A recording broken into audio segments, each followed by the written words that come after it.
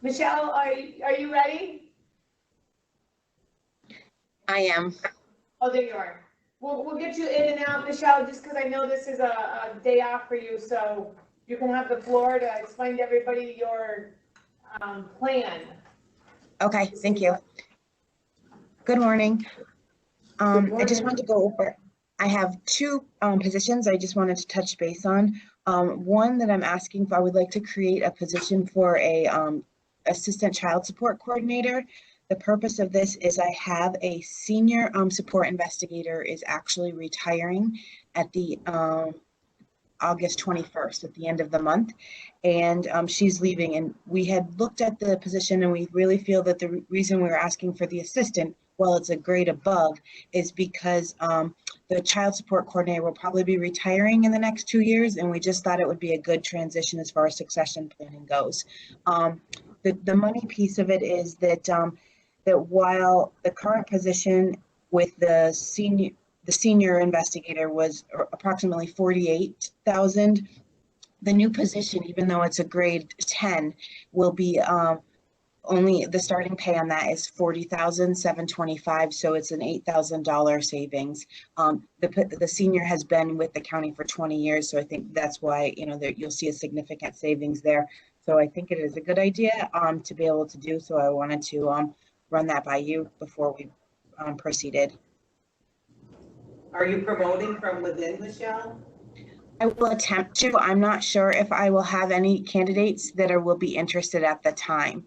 There may be other internally candidates within the agency that may be interested as well. So that would be a starting salary that would be higher if somebody's worked for the agency coming in. So it has the potential of being an $8,000 savings anyway. Right. Yeah. Yeah. I support, I talked to Michelle the other day regarding it, and I support her plan. We know that she's really cautious about her budget, so, and it's definitely a need in her department right now. Well, childcare is something to work with all the time. It's child support. Yeah, child Yes, support. support. Rest of your committee, I believe so. Paul's Paul Palmer, Maroon's on. Paul, did you hear Michelle? Oh, he's muted. I heard the last part of it. So, yes. Everybody else okay? Hi, Michelle. Okay. Hi. It's good then. I guess we're okay with it. Okay. There's another position that I just need to go into executive session on, but before I did, I wanted to touch base to keep you aware of everything that's going on in my children's services. Recently, within the last month, I've lost 4 CPS caseworkers. That right this second, I'm not asking to backfill because of the fact that I've been looking inside the agency and looking at caseloads, and I believe I can make up for it at this time. Caseloads are small or lower right now in 2 specific units. So I will be transitioning some people into CPS as needed. Fortunately, right now, the hotlines are slow right now is also, I think that's due to obviously the kids aren't out in the community and people aren't seeing them. However, I say this because in the event that these cases go up, which I probably anticipate them to a little bit, I may need to come back and ask for a backfill at that time.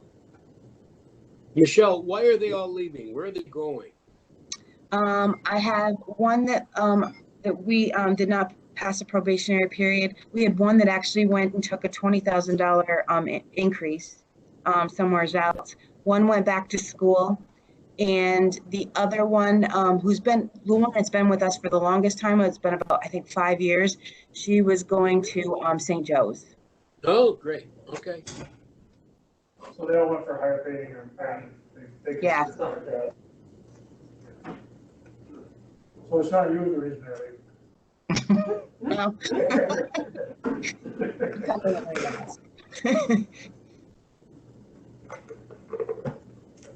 Okay. Okay. That's good news. They can cover it. That'll help us because as we all know, this is going to be a tough year.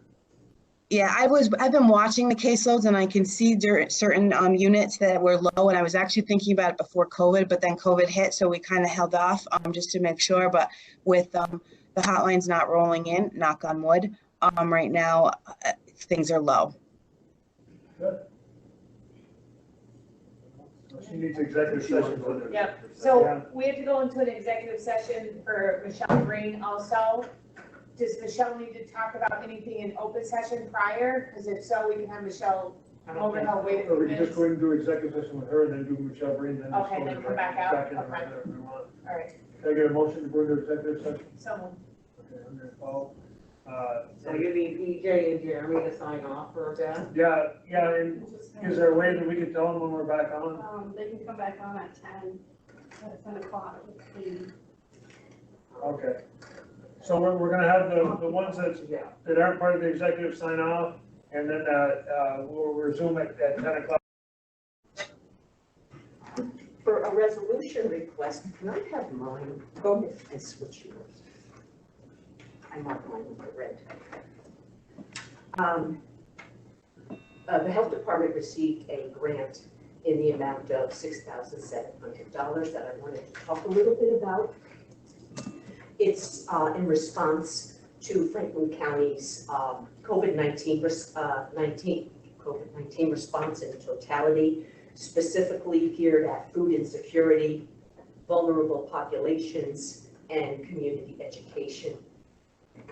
What we would like to do and what we applied for in the grant was to partner with JCAO and the Housing Authority so that we could provide fresh produce and health literature to the residents via the mobile farmers market, offering a concierge type Instacart type grocery and delivery service to their residents.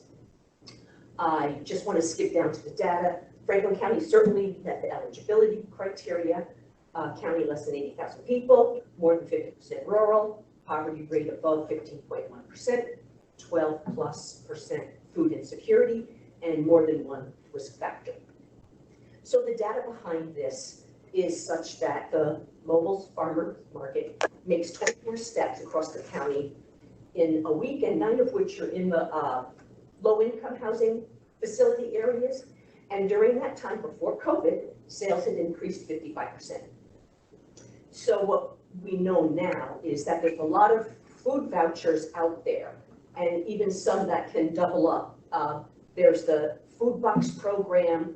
The OFA has put out market vouchers, and in the past, the voucher use was about 64%. This year, the usage is extremely low, as is market attendance. So the thought is that between COVID-19, these new safety regulations, social distancing, one at a time in the van, 6 feet apart, these people standing for long periods of time. So in order to increase usage and minimize the risk of exposure, we wanted to join forces with JCAO, who will work with the Housing Authority, but it is JCAO who is willing to hire what's called a Food Access Outreach Coordinator. And that individual is going to 15-week temporary based upon whatever this funding is. No, funding gone, has nothing, the relationship with Franklin County can only go as far as our funding goes. And this grant was actually, a side note, was approved in less than 30 minutes, which I think really speaks to how it is viewed and meeting the vulnerable people's The needs. housing you're talking about, is that like up here, Indian Trails and, Maple Leaf Housing, Humboldt Bay Housing? Yeah. Okay, I didn't know those are the ones that are considered the low income, okay. Yes, And so the employee would be a JCEO employee? Yes, it will. Low income and senior housing is where they target. So JCAO is willing to hire a food access outreach coordinator. They set the rate, should be $15.06 if I've written that down someplace. It will be a part-time position. And that individual will be the coordinator between taking orders from the residents, filling those orders, and when the mobile farmers market visits the site, working with the housing authority to deliver those orders where we can also provide health literature in the grocery orders, so it's a package of fresh produce and health literature.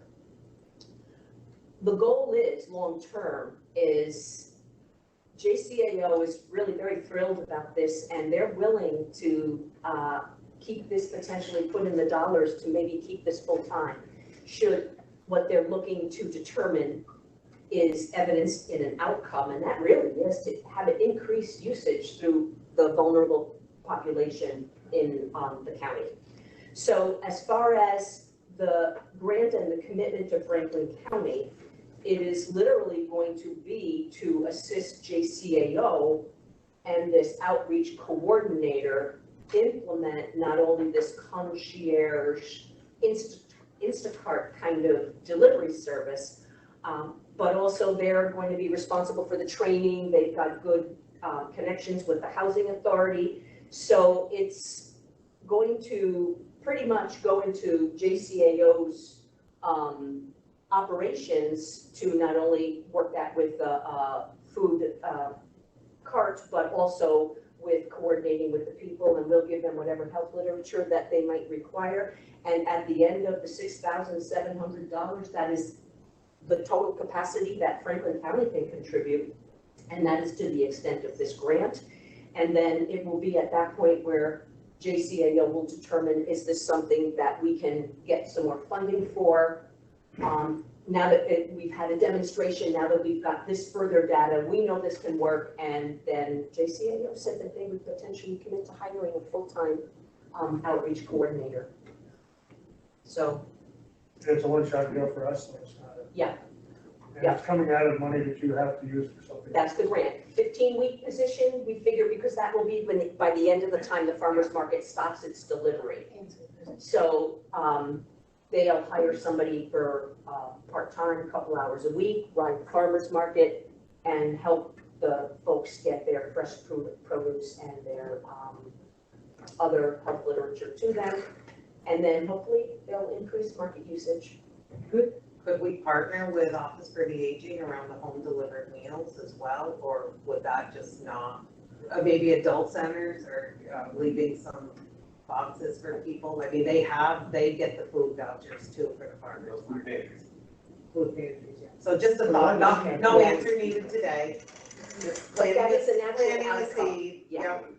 But they're all low income, well, any income can go to food Yeah. pantries. Well, yeah, and I know a lot of the seniors have a difficult time getting food Yeah. pantries and waiting Yeah. in the lines, and, you know, Yeah. I had somebody reach out to me regarding, like the milk giveaways we give. You know, if we can do one just for senior citizens because of the fact, The bad thing about that, the gallon's well enough for the seniors, usually if they're all alone. a gallon of milk's a lot of milk, yeah, for seniors. They prefer the half gallon because they're refrigerated glass. Yeah. Yes. Well, I think it's a great plan, I think Yeah. anyway. Money's there, I mean, Yeah. you can see where it leads. It's great. Our side note is to help those in quarantine where we speak with them twice a day. And maybe we're getting the meals and groceries anyway, if we know that they're at that housing, and we have had quite a few on quarantine in the senior or the low-income housing, then that way we can coordinate that to say, look, we know we can do this, let's work together with all of that. And on a side note, I have to say the Healthy Heart Network really helped me through this. I didn't really have time to pull this together. I just had this glimmer of a thought, how do we do this? I know the seniors won't come out of the house. I know they're afraid. I know that the mobility and their tolerance and their endurance to stand for long periods of time isn't that strong. So I just called up the Healthy Heart Network and said, I know you work with the farmers market. Help me, I have money. Yeah, they're great. They're great partners for Yeah. sure. Good. Yeah. Yeah. And the 55% sales increases, that's just because of the actual stops that we're making, That was before COVID. They were seeing increase in sales, they were seeing increase in usage, and now they know how much vouchers have gone out for this double coupon things. And is vouchers the same thing as SNAP? Yeah, Okay. it actually almost doubles your SNAP. When Okay. it becomes these double things. Comes better stuff for them, because they're vegetables and fruits and things like that. So 10 turns into 20. Now, can we give them, and this may be something we can talk with Andrea, Goff on with Heart Healthy Network, like maybe menus or different foods that they can prepare with the vegetables and fruits that they're getting from the mobile market? Yes, I didn't bring the job description already Oh, for this okay. outreach coordinator, because that is exactly what this coordinator is supposed to do, is to teach them about the nutrition benefits that are out there and help them, arm themselves so that they can use all those benefits used together. And that actually is embedded in the job description. This outreach coordinator is going to be not only in, educating on nutrition, but also the vouchers and what's available to help them get fresh food and produce. If at all possible, it would be good if they could partner a little bit with the LFA to try to get to some of our remote seniors that don't get out. I don't know if that's a possibility. It absolutely is, because OFA knows if they're there better, because they can maybe make the calls and say, look, we've got this concierge delivery, are you interested? And they So- also have, We're the last income. ones to ask for it in 2 weeks ago. Oh, yeah, exactly, yeah. Okay, so, I believe the way this will happen is that, an agreement will be developed, and it will be that, you know, JCAO will invoice the county for whatever, their costs are at this point, and up to $6,700, we'll provide that for So them. you need a resolution accepting the grant money and appropriating. Yes, and From that's the what the floor today, or do resolution you is. already have one prepared? Yes, so that's today's resolution, that's gonna be coming up at 11:30. Okay. So I wanted to explain that. If I can push my luck for a couple of other things, Yeah. I do have, a next week, or next, board meeting, resolution, and that is to accept the, $250,945, provided to Franklin County for the pandemic enhanced detection and contact tracing. That is the amount, those funds are to be used to support the county's contact tracing activities, and also to contract for staff to assist in the investigations, and also help us prepare for the COVID vaccine clinics, because we know those are coming. So this is a grant that goes up to 2022, and the first part of this upcoming resolution is literally just to accept the money. The second part is going to talk about how will we use those funds, and how do we plan to use contact tracers and have them assist us at the same time. Currently, you'll see on my little note, it says buy local. When we put all the people, particularly the travelers, onto quarantine, we refer them to the virtual tracers. These tracers are employed by New York State out of the Albany area, and a couple of them had actually said to us, you know, I talk to these people when they call me, and they say they're from Albany. Can't we have anybody more local that can do this for us? And very specifically, that's part of what these dollars do ask, and that is for local commitment. So to that end, just some background is we were all the counties were asked to provide a list of contact tracers. I had a volunteer list of about 10 of them, and then came the state offering to pay for them. So all our volunteer contact tracers went and applied to the state. They've had interviews with the state. They've been given job descriptions by the state. They've been given a salary scale by the state. So if the state used them, they become statewide potential people, but they're not being used because the state doesn't need them. Because the state is now using state people to do our local work. What we'd like to do is turn that around and use these dollars for local people doing this job that would have been done by the state virtual contact tracers if we had not had them available. So our volunteer contact tracers took the Johns Hopkins course, the same thing that we were asked to do, and they paid that $50. we were not, county health departments did not have to pay that, but on their own, the minute they heard that the state was hiring, they applied to the state, they took the Johns Hopkins course, all have certificates, and they've all been interviewed, and they're all waiting for the state to call them to work. Well, they're not getting called because there's not enough need for them, because again, Albany's got all the people.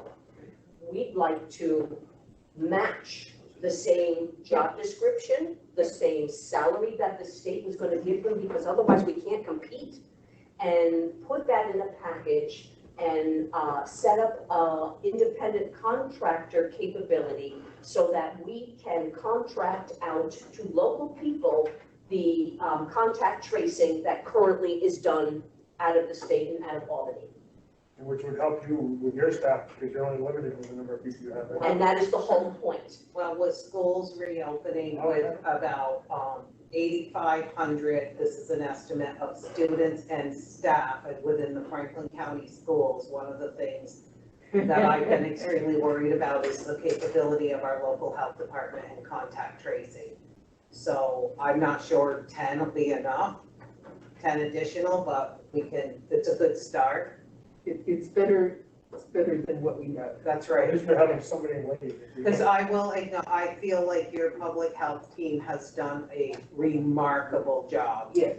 in the contact tracing, and it's impacted isolating any potential outbreak. It's been huge, Katie, and truly well done. Yes. Using our own people, and I'm considering them our own already, because we've had such a relationship with them since the very beginning. These are nurses and doctors that stood up and said, "I'm gonna help. We don't even talk to us about money. We're here to help." And then when we started this contact tracing, we're here to help. Just let us know how to help. So without $1, expectation, they were strong, right by our sides, ready to help us. What we don't currently have the control over with the virtual system is, how halfway we ask them to get tested, we lose that with the virtual.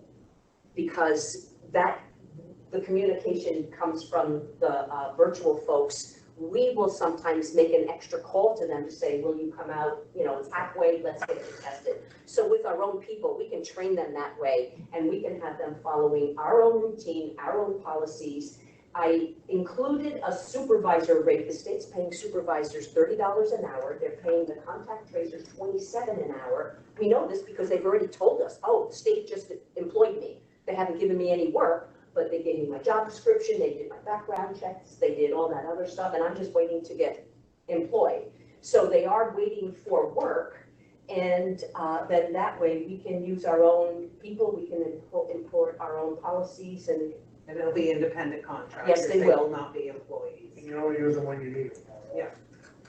but right now, Katie. we've got 74 travelers on quarantine.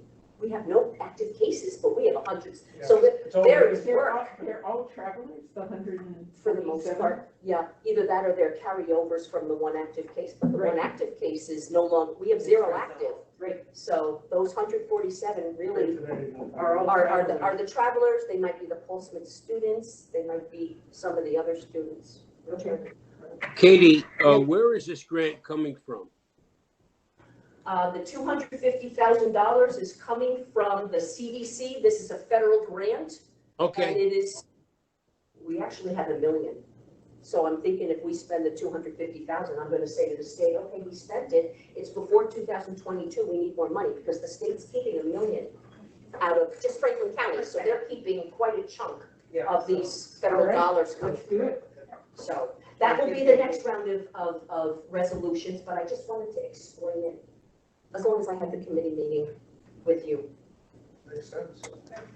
And then you need some thank you. permission for a purchase. Yeah, the other business I wanted to mention something about. So we made a purchase in error, which was not on contract, so therefore we did not get the 3 quotes.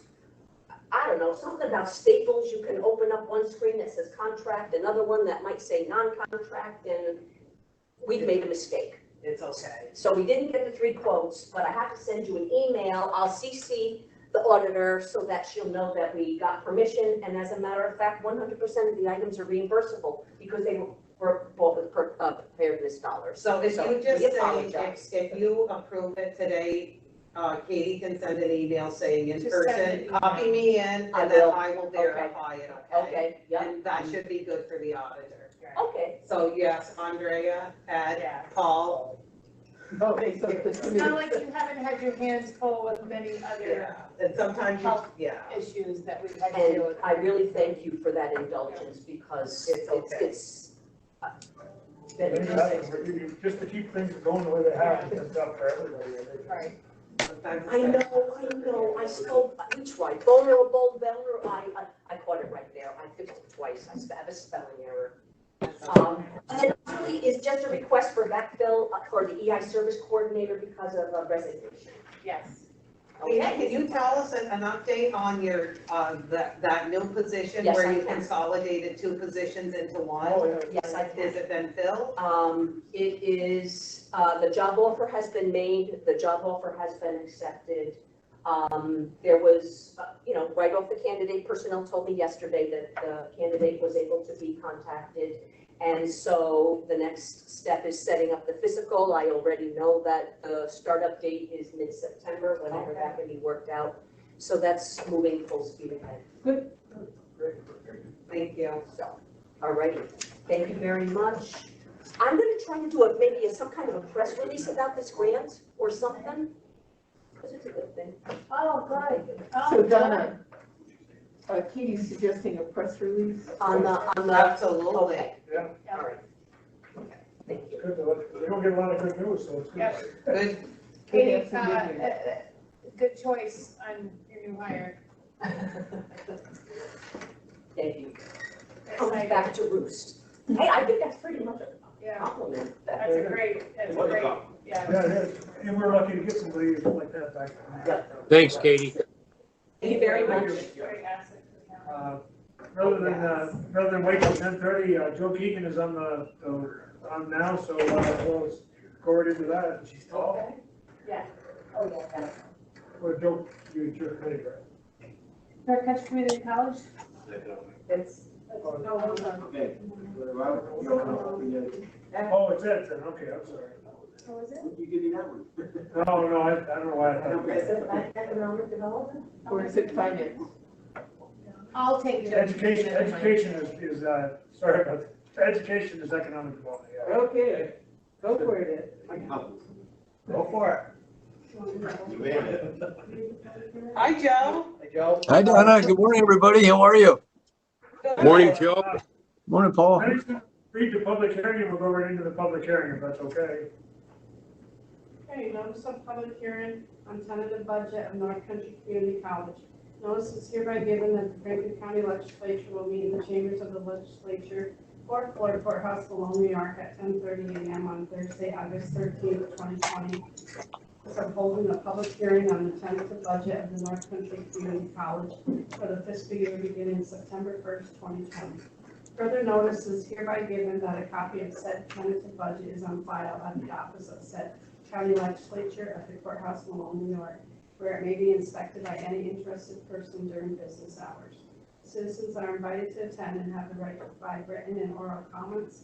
If anyone cannot attend the hearing, written comments can be submitted to the office of the clerk of the Franklin County Legislature prior to August 13th, 2020. Penny A. Primo, clerk, Franklin County Legislature, dated July 23rd, 2020. And I received no comments. Okay, we've got it down for 15 minutes, so we'll have to, we'll be we'll do the public hearing until 10:45, like we got posted, just in case somebody does want to come in and say something. Joe, do you have anything that you want to talk about? It's anything new or anything that's? You have our ear for 15 minutes. If needed. Yeah. Super. No, Don, I would just thank you and the Board of Legislators for your ongoing support and for the opportunity to, once again, to be able to have the extra time to be able to pull the budget together for this upcoming academic year. And it was really much appreciated, and it helped us to have a more accurate picture of where we're going, and we appreciate it. We'd like to thank you and your staff for all you do in trying to keep this afloat and going during these tough times. luckily usually are a little more prepared maybe than some others, but, hopefully it'll go well. Thank you. Yeah. Anybody got anything? Joe, the last time we met, we talked about enrollment and maybe doing a last minute recruitment because of the COVID, about people maybe not wanting to travel or maybe want to stay closer to home. I was wondering what kind of follow-up has been done. So we did, Paul, I followed up right after that. Anecdotally, we've had a few students that have indicated that that was their reason for coming to North Country, that they were not going to go further afield. Since then, we've been, and you may have seen some of these, we've launched several, we're calling them micro campaigns, and there's a larger campaign targeting not specifically those students, but general students. So we've been reaching out to the students that were in our college bridge pipeline, students that already started with us, and said, hey, you know, think about us, excuse me, as a potential. We also have been reaching out. I think you've seen that through the Opportunity Scholarship, which is targeted towards adults 24 and older, really looking at that demographic of, you know, 2/3 of Franklin County adults 24 and older that don't have an associate's degree or higher. We've gone back to, you know, what we're referring to as students that are really likely to come within 3 years, those that were within 3 years of being on campus but that didn't finish. We've got a micro campaign going on there as well. So that's really where we've been putting a lot of the energy, and you've been likely seeing it on radio and in some of the social media outlets. What has the response been like? It's been good. We went live. Now we don't have metrics to compare year to year. So, you know, in fairness, we can only give you what a year's look, you know, what the current indicators are telling us. But as of earlier this week, we had just launched, and I'll send it to you, Don. It's our revamped portion of our website on dedicated to fall 2020 enrollment, and it's a really nice streamlined enrollment, and that has become the #1 landing page for our operations. So as of early this week, and within a week of launching it, we had 500 hits to it. And then as we drilled down in, we had more specific to enrollment hits. So we're really pleased with those numbers. Is that you, Lindy? West? Yes. Yeah. Yeah, and I'll share with the legislators, maybe Donna can actually share it with all the towns, because she has a link to all the towns. And maybe, you know, that maybe they know somebody that might want to link into that also, so. Absolutely. We can do our own campaign for you. And, you know, SUNY had, I think I shared this, I also shared this with Don following our last meeting, that SUNY had a campaign that we were tied into. And Paul, this went to, again, to some of what you were talking about. It was called the Stay Near, Go Far. So SUNY put in about 6 to 8 weeks of funding, God bless them, to for all of the community college sector to try to incentivize people to come to their local community college, and then all the options that afforded. So that really worked in well with what we were trying to do. Yeah, so those have been some of the enrollment items that we're looking at, and thus far, enrollment has been staying fairly stable. I think when I was here last, I had mentioned we were trending around 16% down, which put us right in the middle of the pack year to year. And as of this morning, we were trending down even less than that, around 12%. So we're thinking that, you know, some of the efforts that we've been doing have been working, and this final 2 weeks, 2.5 weeks now is the big push. We tend to see a fairly good size enrollment bump over the next couple of weeks. So if you have people that could benefit from the college, by all means, please send them our way. We would love to be able to help them get connected and get in for the fall, whether it's part-time, you know, if it's a class. I think they'll find our, you know, our faculty and staff to be really accommodating and do all that we can do to help them be successful. You're still working with all the local schools too to find We out are. what the needs Yep. are and things? Yep. In fact, Sarah Maroon, who was our VP for academics, was on a call just earlier this morning, finalizing the College Bridge outreach that will begin really in earnest in a couple weeks. Great. Yep. Really good. You know, one of the other things I would share with you, I think I mentioned this to you, Don, as well, and I may have mentioned it at our last meeting. You know, for a few years, we've been, deliberately seeking to work with the economic development and workforce representatives in the counties to help us as we're planning what we're doing in terms of enrollment, but also in program development and some of the fruits of that labor. You know, to that end, we've invited them to campus advisory meetings. We've invited them to program advisory meetings to help us see what's going on in the workforce and better align workforce needs with our programs. And that has been a really great method for us for a number of years. But when COVID hit, we really took as a group a much more urgent need, and we've been convening every couple of weeks, Franklin County Economic Development and workforce reps, Essex County, similarly, Regional, Department of Labor, and Akwesasne, a representative from Akwesasne, and coming to the table and saying, hey, how do we best serve the community and people that are out of work, in need, in retraining, and those have been really beneficial. We've seen some of the outgrowth. Some of that has been in the free webinars that we put out to the college website on, you know, reducing stress management, personal wellness, financial wellness, and this last 4 weeks is focusing on the Black history in the Adirondacks, which is obviously a very timely set of workshops. But we're also in parallel looking at going forward. How do we find ways to be able to address some of the concerns in that we have as communities in terms of economic development growth and preparing the workforce for the jobs that are out there? And those have been really fruitful. And we're grateful to the county reps as well as the state and regional folks that have come to the table. It's been really, really beneficial. And in Franklin, that's been Jeremy and Russ. They've been great. Good. Good to know.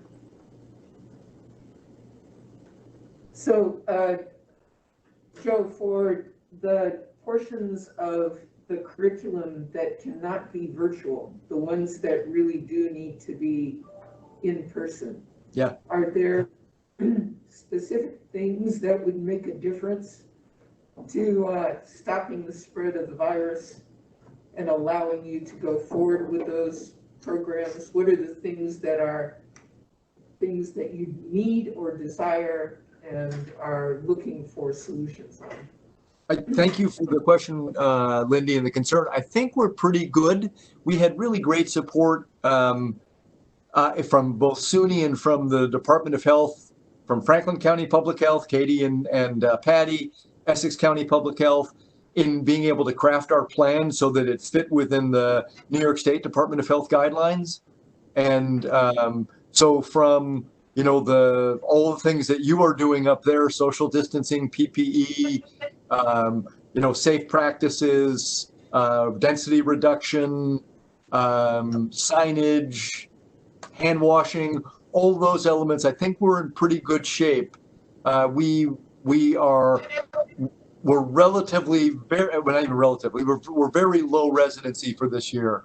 We've got, with the exception of a few programs, so the nursing, practical nursing candidates, those are the first year. They will be having 1 day on campus for their clinical portion. Our radiologic technology students, similarly, both first and second years. Our massage therapy students will have a bit more of a campus presence, but we've got them in in a location that will have plenty of social distancing.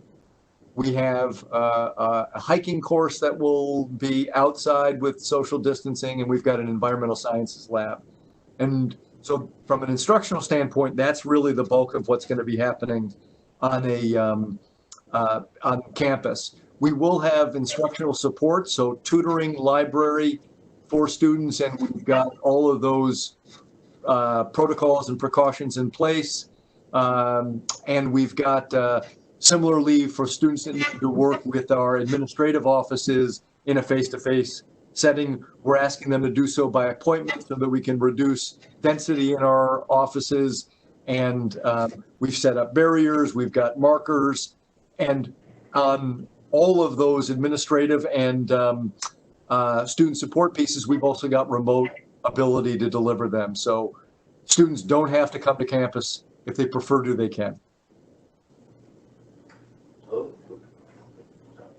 Sounds good.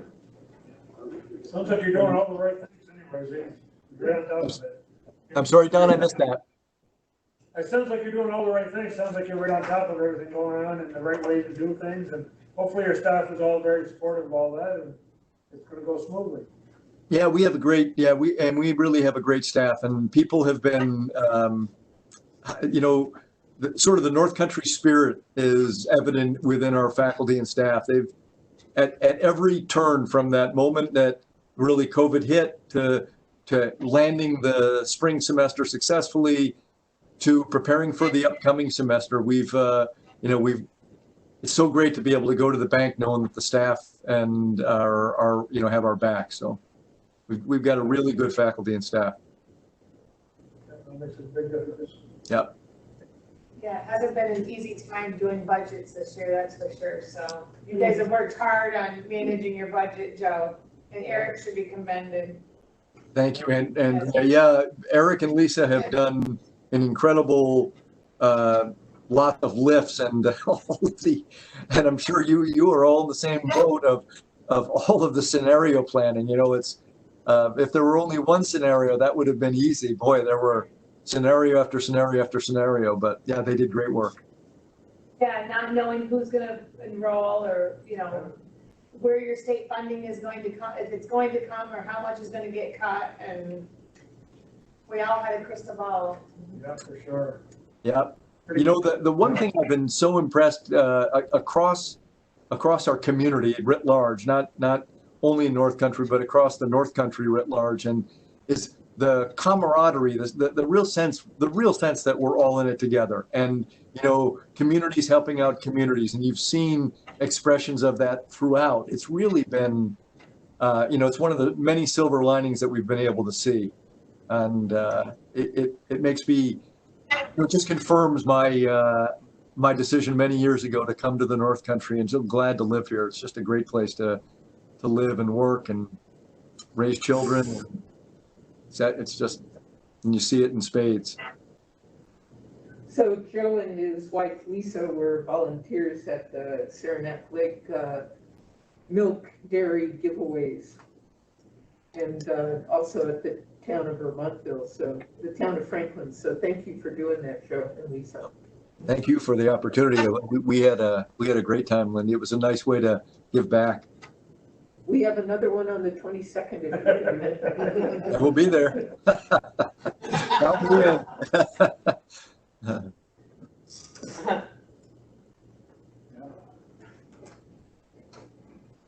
Anything else, anybody got? Got another 5 minutes or so before the public hearing is done, but I have some things. yeah, if you want to go ahead, I have a couple here, but you might have to say something. You'll go first. Well, on the ethics board, we need a Republican and no party person to fill one more position. We have all the rest of them filled, but we do need one person. It needs to be a Republican or no party. The rest of them are all full. What type of background besides that are you looking for? Well, Somebody who can make a reasoned decision and listen to a discussion and an argument and make a decision. Okay. and I've got the snow and ice contracts on here. Yeah. We wanted, if you want to talk about that after, Don, A lot of us have got calls on it and stuff, and I think Donna sent an email out to everybody that in response to that. We want to talk about the number of corners and things like that, but how that's going to work going forward. And that's about it that I have this year. So I'll do a segue. So speaking of snow and ice contracts, we've been talking about needing to really, meet with, different superintendents and the supervisors, when Brad returns from vacation. He's been away on vacation, and I know he's had multiple conversations with highway superintendents around what, the new contract would look like. I've had some phone calls from highway superintendents. Larry Martin called me a couple of days ago. So I don't know, there seems to be, in the past, we sat down and it was a representation going back and forth, but it seems like there's some different opinions from different highway superintendents on, how they like to see the contracts moving forward. And so I think those conversations have said, just keep it the same for right now. We're here to partner with you. And so I just, it's that this is Brad's department. And so just waiting for Brad to come back and give us some information on what the next steps are. So with it being Brad's department, I just want to make sure that we have our highway superintendents with their supervisors together. That's the plan. Because, I think some of them have been told something other. And yesterday there was a meeting and I believe everybody got a call after the meeting. There was a lot of frustration at that meeting. And, we need to make sure that everybody understands that we want to work with supervisors and superintendents. Right, well, the supervisors are making the budget. Yeah. So, like I had Constable's town superintendent call me the other day, Larry Martin, and he said, my supervisor asked me to give you a call because he's trying to do the budget, and so what's this going to look like? And so I basically said, we're waiting for Brad to come back from vacation, but if he wants to put something in, he could put in what it is right now. Right, so I think the misunderstanding was, the supervisors were making the budget, which we do make the budget, but they're the ones doing the road work and doing the driving, so they're the ones that have to put the input in. And I just So here's my response to that. So, several weeks ago, if not months, I don't have the superintendent's email. So an email went out to the supervisor saying, get together with your superintendents. I mean, I can't be responsible for each town and village's superintendents and supervisors communicating with each other. Right. So, and so really, our superintendents need to be going to Brad as our Franklin County Highway Superintendent. He is the lead on this. Highway superintendent's always taken the lead on getting this in order, this contract in order. So I'm not sure that the town supervisors and the highway supervisors, the superintendents have heard about that the salt contract is a little bit lower in cost. Salt costs, right? Have been The salt, negotiated. we got the salt at a better price this Yeah, year. That's and correct. that the sand is at a better price. I don't think they've heard that. I don't know if sand is at. And- They know that. They get. They Fuel is at a lower price. The contracts, they should know all that. They are. I don't mind knowing it. So they are telling their town supervisors that the costs are going up, and they're expecting us to hold this at 0, 0, Well, we 0. also know the gas has gone down. Exactly. So I think that in addition to setting up meetings with the town supervisors and highway superintendents, there should be an indication. Here's the lower amount for salt, lower amount for sand, and gas is at a lower level as well. I'd like our Franklin County Highway Superintendent to agree. take the lead on this and come back to the legislature and say, here's what I'm thinking. Paul, do you know? Yes, I had several conversations yesterday alluding back to what Andrea was saying, the superintendents don't want to feel left out. And Donna's letter very clearly basically said, you know, Yeah. 1, 2, whatever, most come, you know what I mean? You're welcome, you know, to be involved in it. From the highway superintendent's point of view, they're the ones that are on the road, they know what it costs, they know what the budget is and stuff like that. And on the other hand, the supervisors or mayors are the ones that actually do the budget, you know? So it's important that we need to communicate with one or both, you know, to make them feel welcome. At the same time, communications between them and the supervisors have to be, you know, accurate information, you know, being forward. Lindy, speaking to what you're saying, these state contract prices, they're public knowledge. I mean, any of these superintendents that go on there, or mayors can find that, you know what I mean? And, you know, it's out there, so they do know it, you know? But that's the biggest thing. There was some rumor going around that the county legislators and the county manager were trying to cut out the highway superintendents by inviting the supervisors or mayor. And I said, False, that's not true. absolutely false. And Donna made a phone call, and she talked to the person, and then she also sent to the secretary of their organization an email to send out to all the active highway superintendents clarifying. And, you know, so we're waiting for Brad basically.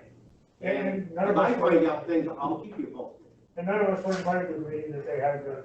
Well, and that's what I told them yesterday, I said you had a meeting, but the legislative board, let alone the committee, were not invited to make sure that we could share this information. Yeah.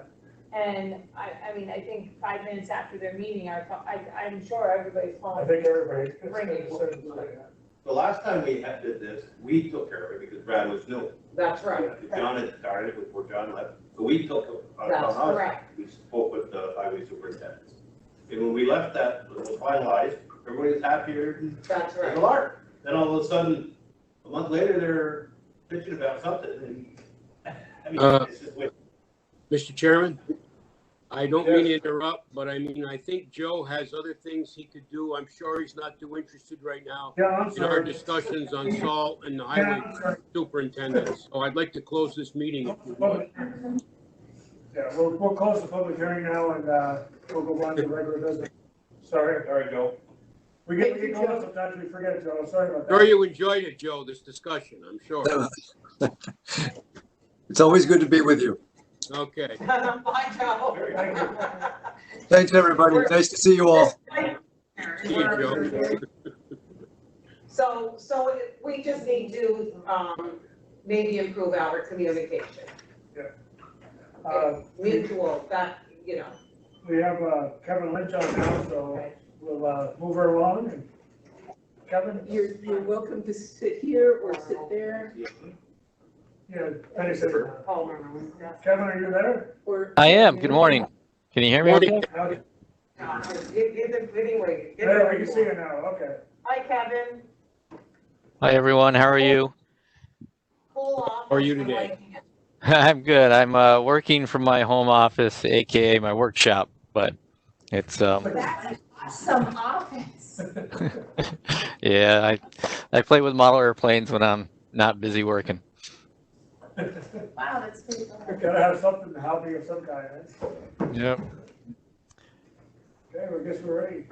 Okay, so you know, I was talking with Jeremy and Russ about this DOT fiber occupancy fee, and so I just want to take a few minutes to talk about that. As you're all well aware, in this crazy new world we're in right now, broadband is super important, and as you know, Slick, we've been working for many years to get to the rural parts of New York, and I think I've mentioned to this body in the past, you know, there's some challenges around the way our infrastructure is taxed, and I will touch on that. But a new thing has come about that is extremely concerning and has a significant impact on upstate New York, especially northern New York. And that is that in the 2019 budget, a provision was put in that allows the State Department of Transportation to charge what they are calling a fiber occupancy fee for fiber optic cable located in state highway rights of way. This is the first time in over 100 years that a fee's been assessed. It's been kind of a given that utilities have access to state highway rights of way without a fee because it serves the public interest. But for whatever reason, that's been overturned. Before I get into the specifics, and I want to give you a specific case example, and it's not from Franklin County, but it's from neighboring St. Lawrence County, and I think it illustrates the point very well. This fee only applies to fiber optic cable. So although there are utility poles, utility wires, telephone wires, spectrum coax cable, water lines, sewer lines, gas lines, all hosts of other utilities in the state highway public rights of way, only fiber optic cable is being taxed. And it's being taxed at a rate that is unsustainable, especially for rural providers such as SLIC. The conversations that have been going on with DOT have indicated that the goal was to raise a certain amount of money, which is problematic because as the legislation was written, it was supposed to be based on fair market value. It wasn't set a budget goal and then figure out how much we have to charge everybody to hit that target. And it turns out that the revenues generated by this fee are much higher than DOT originally anticipated. So now they are talking about lowering the fee. But again, that's problematic because if it's fair market value, it shouldn't be based on a target. It should be based on what's the value of that asset. So I've got a big issue with that. And then obviously the discriminatory nature that it only applies to fiber optic cable. So the best technology to provide broadband to rural New Yorkers is being taxed. The tax they've determined, the fee is 26 cents per foot per year. Per year? Okay, per year, every year in perpetuity, and it will go up 2 to 3% based on the consumer price index, CPI, or whatever benchmark they choose to use, inflation. I'll have to look at the actual legislation on it. So to put that in perspective, that's over $1,200 a mile in fees. In addition to that, there is a $200 fee every time we cross the right of way. And you all know how straight our state highways are up here. They're not. And so the cables cross the road multiple times per mile, perhaps. And it's $200 every time we cross that right of way. The state DOT claims that this is to maintain the right of way, which if it is, I don't understand why only fiber optic cable is being assessed a fee. We're on pre-existing poles. You don't need to mow around the fiber optic cable. You don't need to plow snow around the fiber optic cable.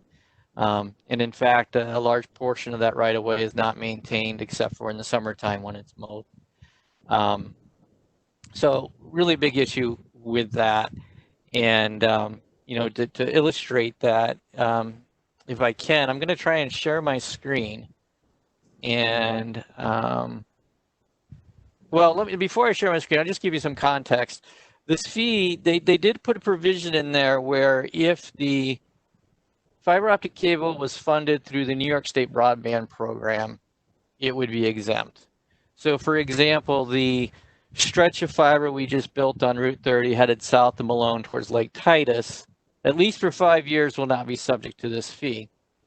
However, as many of you know, we built out hundreds of miles using a federal program under the RUS program in the 2012 to 2015 timeframe. All of that infrastructure is not exempt. So in addition to this fee applying to new permits and new places that we want to go, on our existing infrastructure, it represents about a $250,000 additional fee to our operating budget. And per legislation, we are not allowed to pass that fee on to our consumers. So we're supposed to just eat it, which is unsustainable. We just can't do that. That represents twice what our internal construction budget would be. So, you know, when I get an email from Billy Jones' office saying, hey, I've got this teacher out on Route 374 in Chateauguay, do you guys think you could run the fiber up a half mile? My answer is no. I don't have a budget to do that anymore. In fact, I have less than a budget because of this. And so it's having a real world impact. So I just want to give you the scale of that on how that affects Slick. You know, the other challenge that we have is, you know, our infrastructure is primarily rural. We're not in the villages. We're not in those high population centers. So we don't have the revenues that a Spectrum or Verizon would have to offset the cost in the rural area. We're all rural. So this disproportionately affects us. And finally, and I'll show you some numbers on Spectrum, Time Warner, they use coax cable predominantly, so they're not subject to this fee. So again, it really targets Northern New York. It really targets the small local providers who, as you all know, are the ones that are actually doing something about this rural broadband issue. So I appreciate you taking the time with me today. Let me show you an example. I just want to put that into some context. If I can share, hopefully this will work. I'm going to share an Excel sheet and let me know if you can see it. It's probably pretty small. I apologize for that, and that's not the one I wanted to share. Oh, I guess it's sharing all of them. Can you, let me try this one more time. Now I gotta find you guys. I lost you. Switched you over so we can see the sheet. Okay, here we go. Here we go, now I'm sharing. And you see the picture of a guy in a red t-shirt? Yes. Yeah. Okay, so I know it's not great, so I'll talk through the numbers on this, but this is Can you enlarge the screen, please? I will do my best. Are you seeing my entire screen? We see a. Yeah, we can see your entire screen. I see it. Yes, Kevin. Okay, let me see if I can. Sorry, I have a very large monitor, and sometimes it makes it hard to share things adequately. So let me view, zoom. No, that's too big. Let's do this. That'll look. Just talk through the numbers. I'll just talk through the numbers. So this is St. Lawrence Recreation, which is on State Route 37 in Waddington, just to the west of Messina. Right. And they're about 2 miles from where we depart Route 37, we head south. And so the business owner, Sean, contacted us and said, hey, do you think you could get fiber out to me? There's about 12 homes along the way. I can't really run my business anymore. My Verizon DSL doesn't work, so they've given him a wireless unit, and he gets about 1.5 meg down. And in the marine business, all of his parts ordering have to be done online, all of his financing for boats and all that kind of stuff. So he's really handicapped. You know, when he built it 20 years ago, he didn't really think about the internet, but now it's become critical to his business. So we looked at it, and it was really hard to come up with numbers that would work. But I said, let's talk to the River Valley Redevelopment Agency. And so we actually were given a $20,000 grant to extend that fiber to 2 miles. That was going to cover materials and the pole work that needed to be done. We were going to kick in the labor, and we were going to go make this happen. You know, kind of like we did with the Tupper Lake hardwoods a while back, where we partnered with Tupper Lake Electric and we worked with the IDA, and we were going to get it done. Well, right before we go to start construction, this new fee comes into effect, and I run the numbers, and I'm like, you know, Sean, I'd love to do this, but we would lose money every year for the foreseeable future if we made this build. So to give you the numbers on this, our operating costs, so this is not capital costs, this is just once the fiber is in place. So we're not even talking about having to come up with the money for that. We're just saying fiber's in place. What is it going to cost us to operate this 2 mile section of plant that hooks up Sean? And the wire crosses the road 5 times. So that's going to be $1,000 a year. And it goes approximately 11,000 feet down the road. So that's going to be $2,869 per year. On top of that, we're going to have about $1,200 in property taxes. And talks about that one in a minute. And then we're going to pay about $800 in pole rentals a year. So our operating costs, this is before we purchase bandwidth, we put a single person out in the field, we do any internal, this is just our fees and taxes are $5,895 a year for that 2-mile stretch.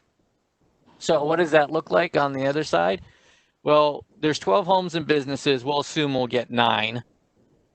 It's about $30 in cost of goods sold and overhead for each of those connections. So that's about $270. And our revenue is about $558. You know, I'm just putting these numbers out here. Normally we wouldn't share revenue numbers, but I want you guys to understand what we're looking at, okay? So these are real world numbers. And our margin on that. So on those services, we're going to make about $288 a year or a month, which means every year we're going to actually make $3,400 above our costs just on the cost of goods sold and the overhead. If I then take out the $5,800 in taxes and fees, we're in the red $2,400 a year forever. We're never climbing out of that hole. We're just digging deeper and deeper. If that DOT fee was repealed, we would have about a $1,400 a year margin, which isn't spectacular when you look at it, but it would get us by. We'd be able to do it. It's the right thing to do. We'd get this customer online. We'd get these 9 homes online, and we could make a go of it. You know, no one's going to retire to Florida on it, but it's gonna help the business go, and it's gonna help the North Country. So I hope that gives you some context of what the impact of this fee is like. It takes a project that is marginally doable and provides, you know, a good resource for the North Country, and it makes it completely undoable, and it just stops it dead in its tracks. And so my frustration is, we all know how important broadband is. And at the one hand, you got the governor saying we're going to get broadband ever. And at the other hand, he's just taking it all back in.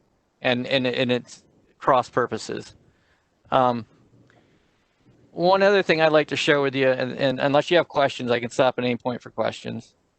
Have you talked with Betty and Billy on these? Because I mean, I've talked to Betty, Billy, Mark Walczyk, Ken Blankenbush, Patty Ritchie, Richard Mullen, Dan Steck, anybody who will listen to BPO, all this stuff.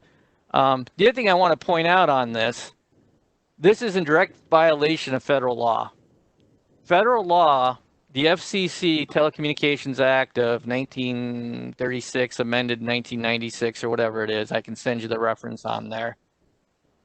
The FCC regulates utility poles and attachments in 30 states. In the other 20 states, the states are certified to manage that. So in New York State, the New York State Public Service Commission regulates pole attachments and these type of issues. However, the FCC prohibits the state from enacting anything that acts as a discriminatory or a barrier to market entry. This clearly is discriminatory because it's only on fiber optic cable, and it's clearly a barrier to entry for us to get in and get these people served. So I am also pursuing this with the FCC because, you know, the federal law has oversight here. I don't know how long that process will take. It's not going to solve it this fall for folks. it holds us all up, and that's a bad thing. So What was that? It holds us all up in the meantime. being Exactly. able to get out to these hard to serve areas. Should you Correct. pass a resolution? Yeah, Next meeting? we can pass the resolution, but we need to make sure we send it to the right people. And maybe we need to do a letter also saying that we would really like this to stop and help us expand our broadband, not reduce it. Well, Governor Cuomo wants us to expand, but he's putting these charges Yeah, and it sounds like this is a public service commission, still. and we need to send a letter to them also, I would think. Yeah, and I will tell you, one of the things that and I'll provide you plenty of material to get you started, right? And my frustration, but the Public Service Commission has not made a comment on this. This is clearly in the public interest. This is clearly their domain. They should be all over this, but they're not. The next issue, and I just going to take this time. So there's, you know, a couple big issues that are facing and that are inhibiting the expansion of broadband. This is one. This is very big. The other one I want to talk about briefly is property taxes and what's happening there with the Office of Real Property Tax Service. And then You guys have heard me plenty of times talk about Make Ready and what a challenge that is. And on the property tax side, you know, I'm going to attempt to share my screen again. I don't know if this will work. Let me get it up here first. But one of the things that happens with property taxes is our facilities are taxed as real property. And the way the state uses it, they use a methodology to determine the value of our infrastructure, which is completely flawed. They use a method called reconstruction cost new less depreciation. And so just in a nutshell, what they do is they say, well, how much did it cost you to build your facilities in 2014 or 2015, whatever year built it? They have a little index and they figure out what that would cost today. And then they take depreciation value off of that. And then they add 5%, and that's the assessment. Well, the challenge is they're also including all the grant dollars we used to build these. And of course, the reason these places were never built before is it's not economical to build without the matching dollars from the state. And the matching dollars represent that amount that's not economical. So if there's a stretch of road that costs $1 million to build, or excuse me, costs $5 million to build, and we went to the state and said, we'll do it for $1 million, you kick in the other 4. That's what the grant program did.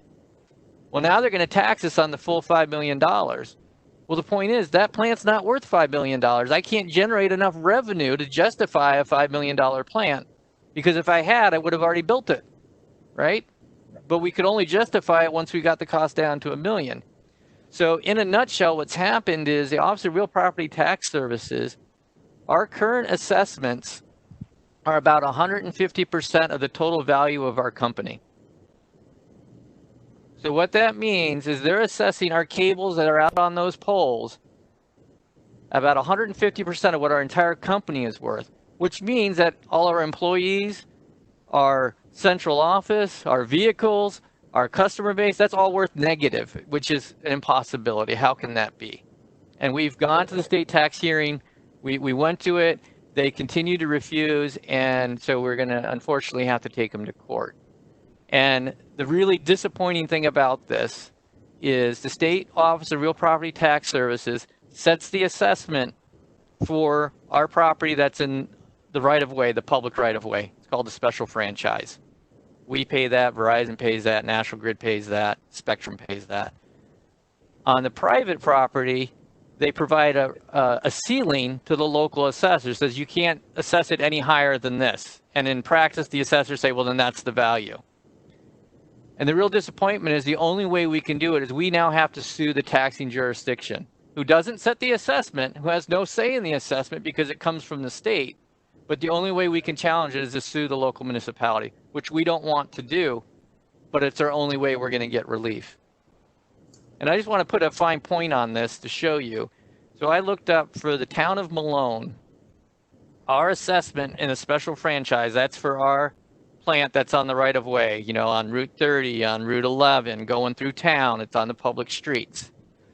Last year, our assessment on that was $148,000. This year, it jumped up to $313,000. That's a 111% increase in assessment in 1 year.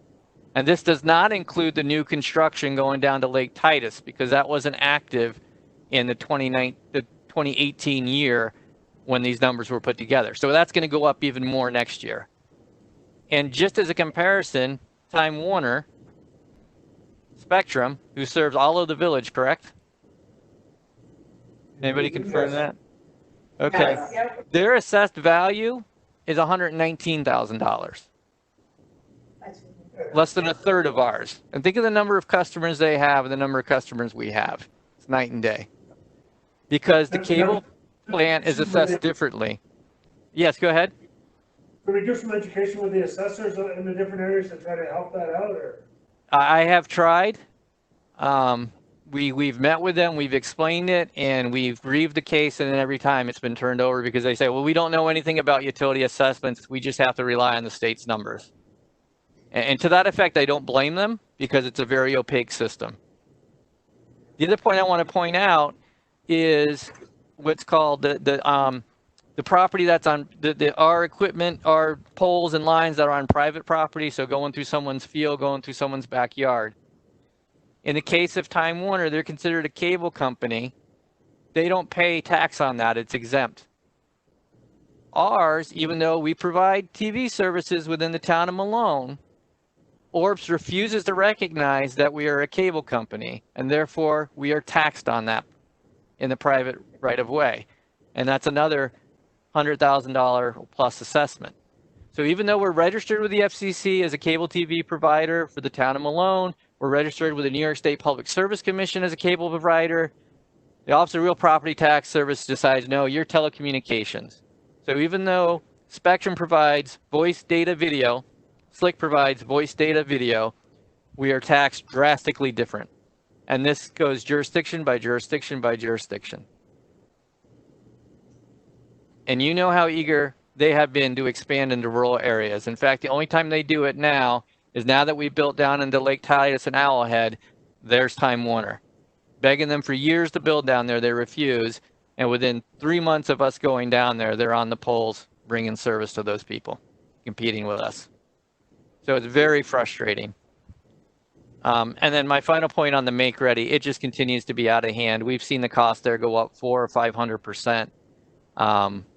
And I think it's no coincidence that it matches with the announcement of the broadband program. I've talked to other grantees, and we estimate somewhere between 40 and 45% of all of the broadband funds that were awarded through that program have gone to the pole owners and their contractors, not to building out broadband. It's gone to replacing poles, moving wires, hiring contractors at 2 to 4 times the former rate to do the design work. Very frustrating. So, is there something that we could call, we could have a call and you could tell me just what we can do to help? I know there's some things we can do, but you probably know exactly what we need to do to help. Yeah, what I will do is I will forward you an email that I sent to the state broadband office, kind of outlining these 3 points with some details behind it.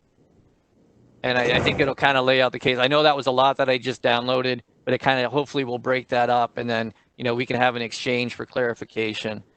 We want to do what we can.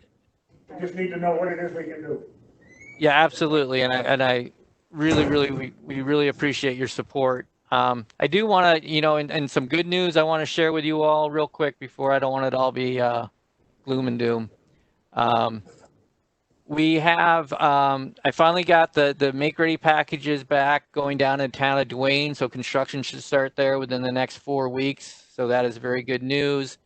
We are working on some of the extensions down around Chasm Falls and that area, Moody Road. So we do have some more build outs happening in Franklin County. I also got the signed GDA this week from the broadband office for a bunch of the properties that were formerly awarded to Mohawk Networks in Franklin County. So we will be starting to do the poll collection and Make Ready process on that this month. I think it's unlikely we'll get that northern part of Franklin County done before the end of the year. That's just, the timeline's not going to work on that, but we are working on it diligently to get that done. The other thing I wanted to let you know, we're continuing to work with the various school districts. If there's any way we can get students internet that don't have it, we will work with them. In St. Lawrence County, we worked quite a bit with BOCES. We've set up a couple of radios on a silo to get to a few people. More than willing to work with, I think it's Wireless Now, Craig, I think Craig's last name, Levine. So again, if you're aware of, or your school districts are aware of students who need access, and if there's any way we can get to it, we'll work with them. We will offer reduced rates for students on free and reduced lunch. We can set up hotspots in some of the communities that we have service. Just let us know how we can help, and we will do our best to accommodate where we can. If it requires building out fiber, though, that's where we're going to be somewhat limited, especially if it's a state highway. Kevin, this is Lindy Ellis from Saranac Lake. Yes. And on the maps, it shows a hot spot in Riverside Park and a hot spot at the Saranac Lake Skate Park. And Mhm. neither of those hot spots exist. They are not Okay. functioning. Okay, I know they were installed, so I will get on that. I'll make a note and we'll get that checked. So that was Riverside Park and the skate park? Saranac Lake Skate Park, please. Okay. And can I get your email address? I can email you when that's up and going. Sure. M.Ellis, E.L.L.I.S. at franklincony.org. Perfect. Okay, Thank you. you're welcome.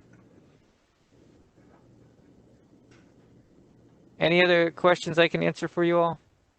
Thank you for continuing to push forward with all the hurdles that you're incurring during your process.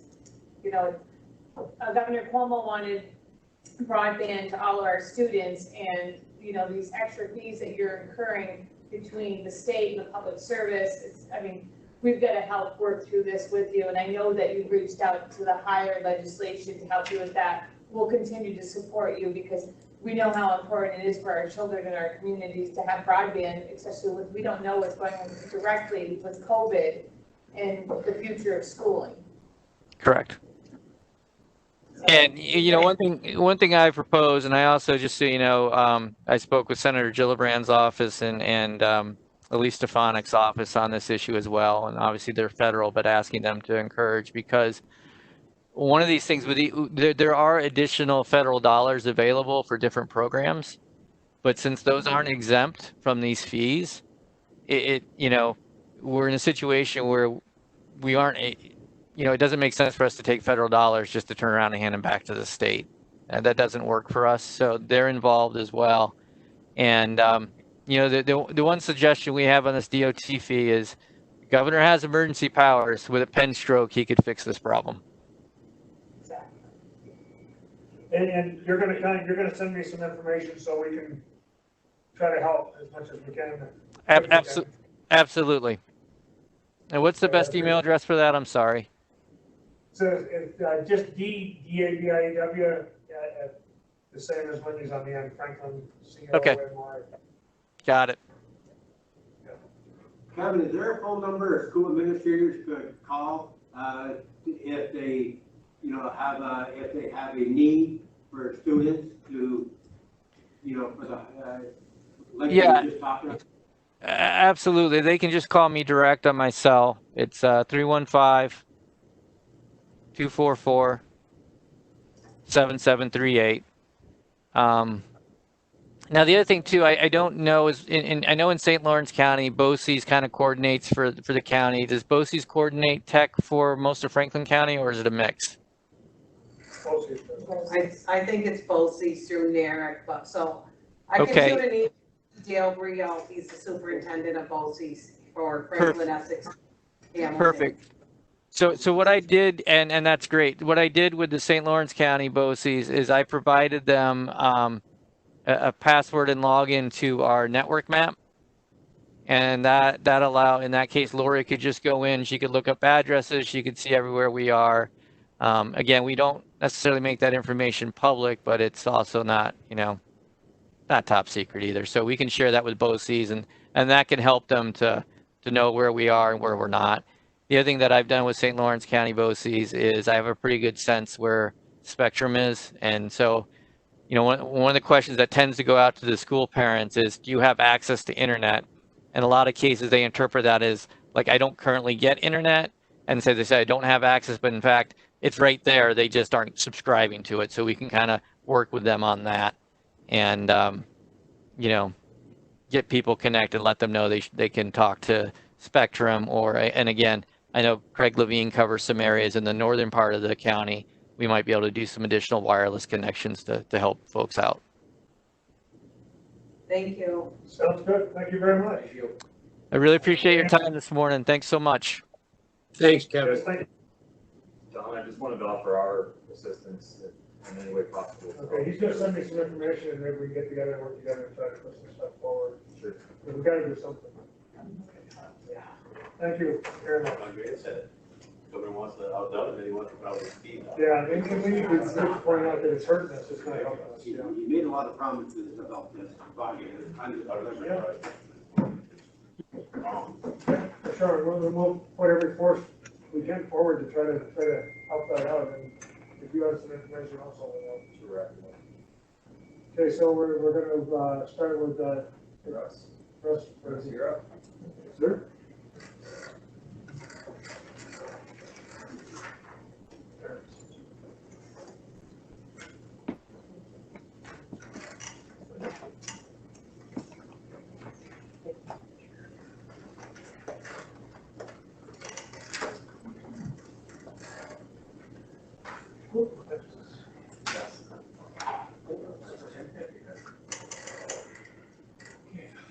Thank you very much for having me and the opportunity to update you on the census activities and the funding.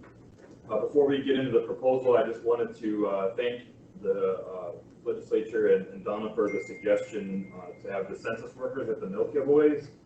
I reached out that week and to Militia Burke, who's our regional census rep, and she was able to, on a very quick timeline, commit to being at all of the milk giveaways. She was at the Tupper Lake event last weekend, and she indicated it went very well. They had 8 people who completed their self-responses electronically, and they had 1 paper form. So it's not high numbers, but everyone counts, right? Everyone. So she's planning to be at the Saranac Lake event, I'm sorry, the Malone event this weekend, and the Saranac Lake event on the 22nd. Additionally, a suggestion was made by Rich Shapiro to look into having her at the farmers markets. Yep. So we're working on that as well. And the school supply event in Malone on the 25th. So if you know of any other events where we could have census reps at, please let me know and I'll work to get somebody there. I also want to just take a minute to acknowledge the great work of our nonprofit partners who have been working with us on the census for the past several months. They've been participating in our complete count committee calls. They've been doing census promotion work on their own. So I just wanted to recognize John Bernardi and Holly LaFountain at the United Way of the Adirondacks, Lee Rivers and the Community Connections of the North Country, Anja Bouchard at the Clinton Essex Franklin Library System, Amy Kretzer at North Country Association for the Visually Impaired, and Cornell Cooperative Extension for their generous helping us with census efforts. And I also want to thank Donna and especially Michelle Green from the County Office of the Aging, who have been helping us put together numbers for the budget and participating in our efforts as well. So as I mentioned, over the past several months, these organizations they've been extremely supportive and helpful, and we appreciate them very much. They've spent their own time and funds on paid media promotion. Lee Rivers has been helpful in trying to get banners put up around town. We're currently working with Cornell Extension on some strategies to reach out to the Amish, and we really appreciate and we're very thankful that we have these partners that we can rely on during this time. You may remember a couple of weeks ago when we met, we assured you that we thought the census funding was not going to be available. All indications were that it was still hoped for, but not expected. That was on a Thursday. We based that on our complete count committee on Wednesday, where we heard from some state level promotion organizations and had heard from state leaders that it was unlikely that the funding was coming. And then the day after our meeting in the afternoon, I got an email from the state saying we've been awarded 50% of the funding. So that was on Friday. I think it was like the 31st of July. And we were given basically a business week to come back with a revised proposal for that census funding. Basically 10 days, we had to redo our budget and our activities and come back with a proposal, which we did and submitted on time. We were notified that we were going to get 50% of the original funding, which amounted to up to $65,850. 75% of those funds had to go to nonprofit partners with direct ties to at-risk populations. And the state is going to make 90% of the awarded funds available upfront rather than reimbursement, which is great for us. So I spent the last week working with Donna and our partners and county offices to come up with a revised proposal and some project activities. in a very tight, challenging timeline. I'm thankful for their flexibility and responsiveness in helping us get those proposals back. In addition, during that week, the state decided to, or the federal government cut census activity timelines from the end of October to the end of September. So that reduced our timeline from potentially 2.5 months down to 6 weeks. I worked to, do my best to make estimates and to come up with activities that were realistic to do in those 6 weeks. And we came up with a figure of $51,645. This is not comprehensive. I want to make sure I note that this is not a comprehensive plan, that we are adding to these activities daily as options become available. There were some other activities we wanted to put in here that we didn't get numbers back on or proposals back on in time for us to submit them. So this is just what was submitted. It's still kind of a living document. We're continuing to add to that. And if we have opportunities, we'll continue to seek more funding for that if things come up that we would like to add. So just to give a quick overview of what our project activities planned are. Our agency will continue to provide administration support and oversight of the overall Census 2020 activities for the county, working, of course, with Donna and the county offices and our Complete Count Committee. United Way of the Adirondacks has proposed continuing to help coordinate the Complete Count Committee to do outreach efforts, paid advertising, and social media coordination in partnership with us. Continue to provide weekly response rate updates. And then as far as promotion, we're proposing that we would do basically a social media blitz, that we would have the county offices that have Facebook pages and other social media outlets to do some posts that we can also support financially with some boosting. The LDC, we're proposing that we would do a town and population area specific census blast promotion where we would do a post for each town and several other population areas that we would boost as part of that. Additionally, all of our partners would also be promoting regularly. Additionally to that, we would do some kind of email campaigns. Any of the offices that have email lists, we would encourage to send out an email. We would send out an email to our partners, as well as the partners would send it out to their mailing lists. United Way of the Adirondacks is also proposing to champion a paid media outreach. They've put in a budget for paying for television ads, radio ads, local prints. They have a pretty comprehensive plan to target basically all the print media that we possibly can, as well as, again, television and radio, including possibly doing some interviews online as well as radio spots. We've also proposed that we would work with, again, the Cornell Extension and our other partners to reach the Amish. We're starting out by trying to get a hold of some of the elders and find out what some of their ideas are. And then Cornell already has existing relationships with many of the Amish community through agriculture, and so they actually have some newsletters and some print things that they already put out. So they're going to hopefully be our partners for continuing to do some more direct outreach with them. Community Connections has proposed that they would do a direct outreach to each of the housing communities, the senior housing, any of our housing developments that we can target, that they would do a flyer outreach to those communities. I've been talking to Ricky at Emergency Services about the possibility of doing like a public service announcement. We haven't coordinated on that yet, but we've touched base on it. Food pantries, farmers markets, so we want to add to that. Events that we already talked about, and then all of our partners are working together to identify some locations where people can come if they don't have the appropriate technology where they can help the census.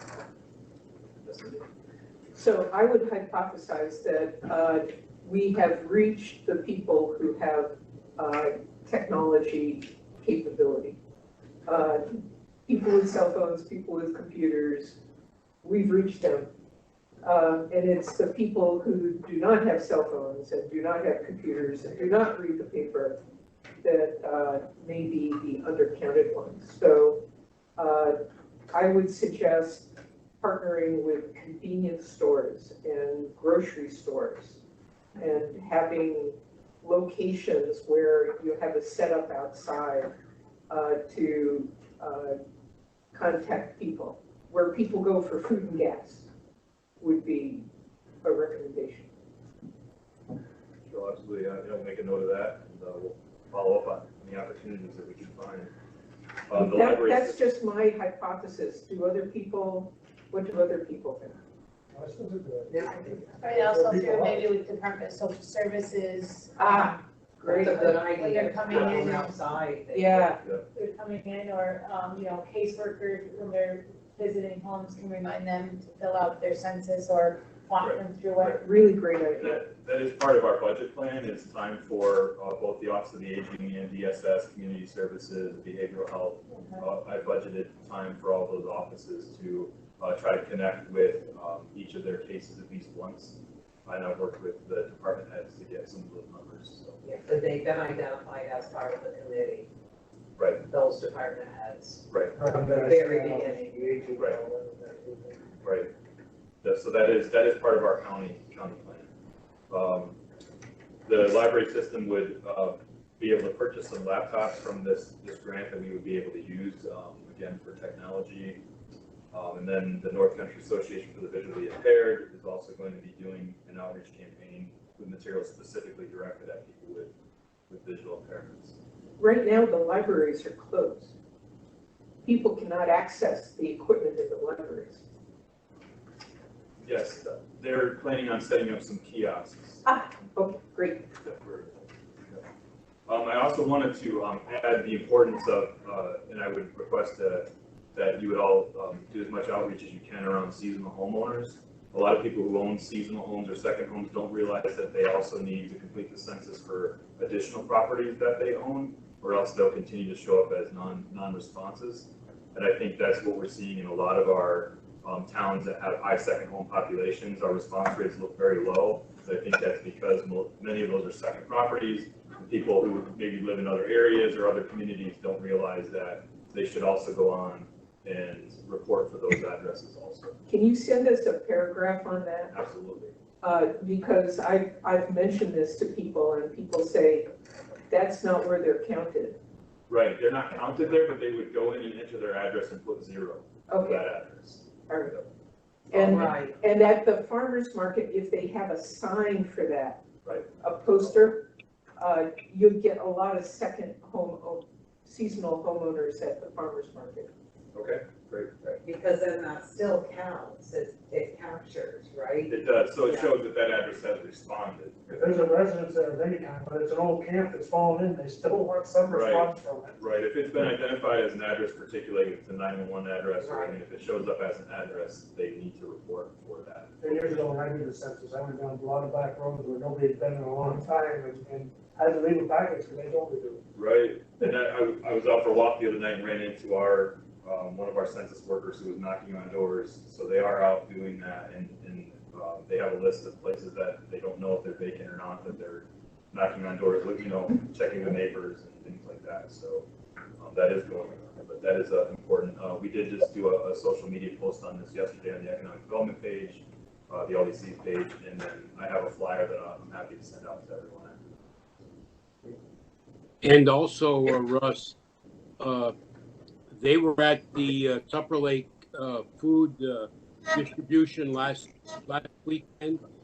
And I think if you have something where there's major events going on that fall within the categories, that you contact whoever, I gave, Donna has the name of our regional person, and they will send people out there to go car to car or talk to people to get additional names in the county. Right. Thank you, Paul. Are there any other questions or thoughts that we should add? I haven't heard back on, we submitted on Monday by the deadline, and we're expecting to hear back anytime from the state. The 51,000 is what you said. Right, and that's what we could really realistically, do. Again, if we identify other opportunities, I'll reach out to the state and see what else we can get funded. I mean, we were on a Zoom meeting with Russ and John Bernardi and several members of his team and Lee Rivers and myself. A couple of times we've done that to try to figure out, because it's a very short window of the end of September. Right. We have to spend the money by the end of September. So the money has to be spent by the 30th. When is the completion date for census taking? My understanding is that the federal government is gonna cease direct outreach on the end of September. Also, the same thing? Right, yeah, so this aligns with that. So personnel services, that's what. No, I put that in, I tried to identify any offices that had Facebook pages or possibly email lists that we could use. Right, just boost those. You're gonna help them figure out how to do it. Right, so we'll provide some template language, et cetera, images.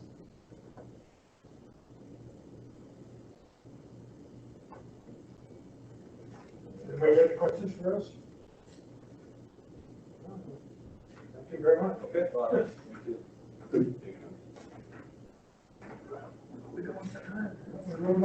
bad. Thank you, Russ. Thank you.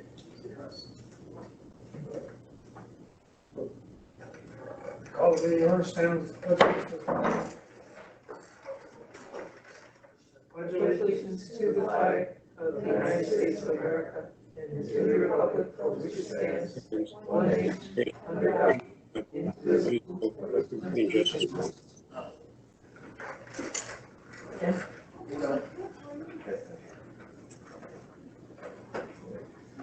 Do roll call. Legislator Lozon. Here. Legislator Janicki. Here. Legislator Loomis. Here. Legislator Lockwood. Here. Legislator Rubio. Here. Legislator Maru. Here, Owens. Here. Yeah, prepare the minutes of July 23rd, 2020 meeting. You get a motion, a second, Lindy, Paul, any discussion? All in favor, say aye. Aye. Those opposed, nay. Carried. For correspondence, I have an extension of declaration of state of emergency from Chairman Donald J. Duke for 30 days from August 8, 2020. I have a letter from the State Records and Law Bureau, Department of State, stating that they received and filed local law 1 of 2020, the extension of the 1% tax on sales. I have a resolution from Fulton and Lewis County requesting the APA to change policy for the siting of telecommunication towers and Adirondack Park.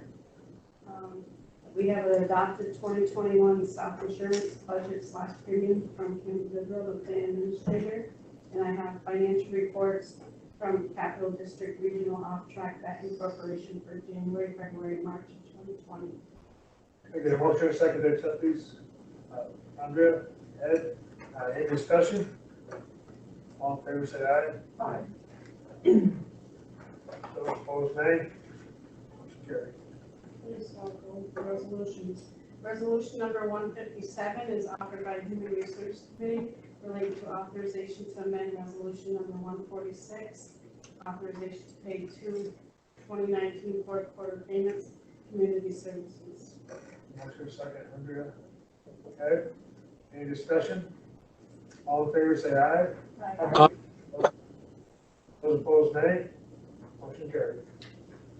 Resolution number 158 is offered by Economic Development Committee related to approving the 2020-2021 North Country Community College operating budget in the amount of $14,387,856 and authorizing the appropriation of $1,240,000 in the 2020 Franklin County budget as Franklin County sponsor share, $1,190,000 operating and $50,000 capital fund account. Get a motion in a second. Ed, Lindy, any discussion? All in favor, say aye. Aye. Those opposed, nay. Motion carried. Resolution number 159, offered by Human Resource Committee relating to authorization to accept family first transition fund social services. Motion second, Andrea. Lindy, any discussion? All in favor, say aye. Aye. Those opposed, nay. Motion carried. Resolution number 160, offered by legislative review, Lozon, Januszewski, and Ellis, relating to appointment to the Franklin County Ethics Board. I get a motion in a second. Paul, any discussion? All in favor, say aye. Aye. Those opposed, nay. Resolution number 161, offered by legislative review, Lozon, Januszewski, Dumas, Lockwood, Maroon, and Ellis, relating to approaching Congress to provide local governments with direct federal aid. There's a motion in a second. Andrea? Okay. Any discussion on this?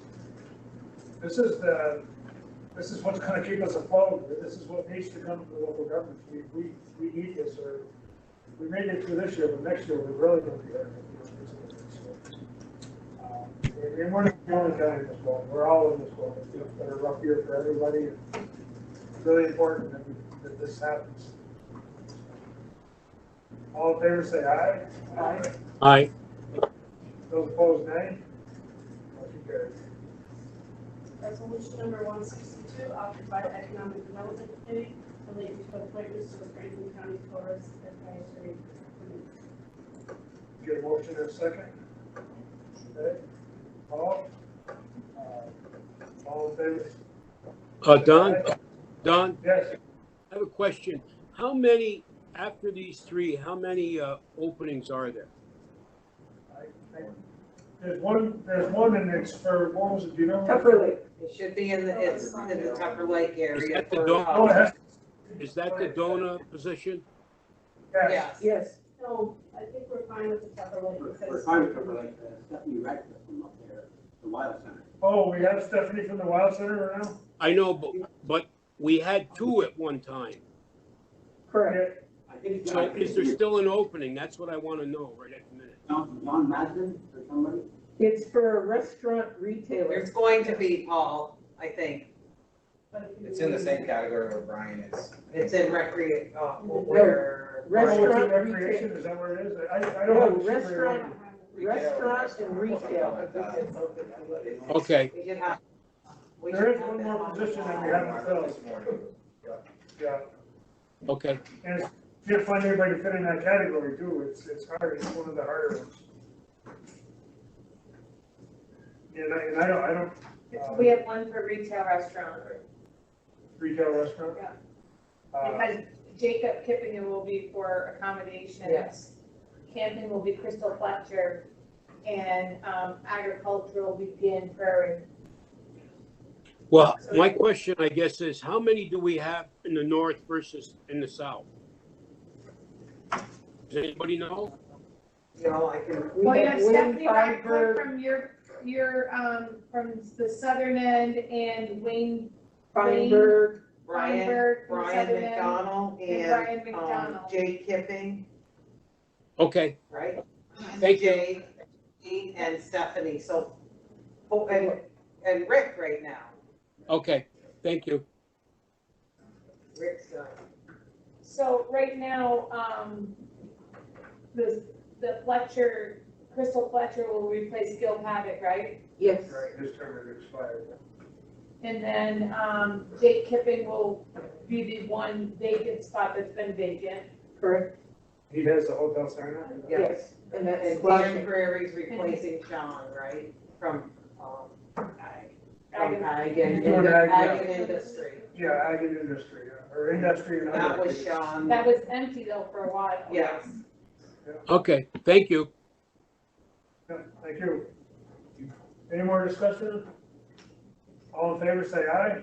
Aye. Aye. Those opposed, nay. Motion carried. Resolution number 163, offered by Economic Development Committee, relating to authorization to accept grant and appropriate funds in industrial development agency. Your motion is second. Ed? Andrea? Any discussion? All in favor, say aye. Those opposed, nay. Motion carried.